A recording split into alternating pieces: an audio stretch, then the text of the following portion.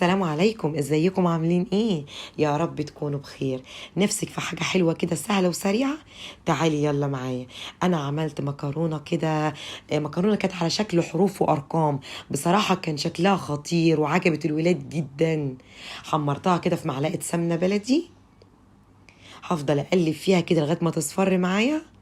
شايفين شكلها عامل ازاي؟ جميلة جدا.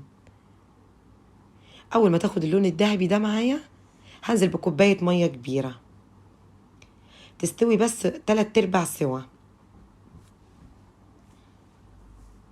سبتها على نار عالية تتشرب كده المية. دلوقتي استوت معايا اهي تماما. هنزل بقى باللبن بتاعي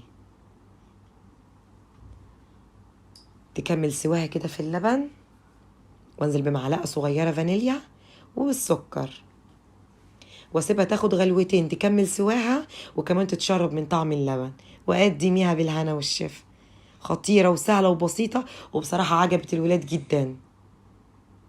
حاجة جديدة، غيرنا بدل الشعرية، يعني غيرنا. وتقدميها سخنة، شكلها كان بصراحة يفتح النفس. جميلة قوي. يلا مستنية ايه؟ قومي اعمليها لولادك وفرحيهم.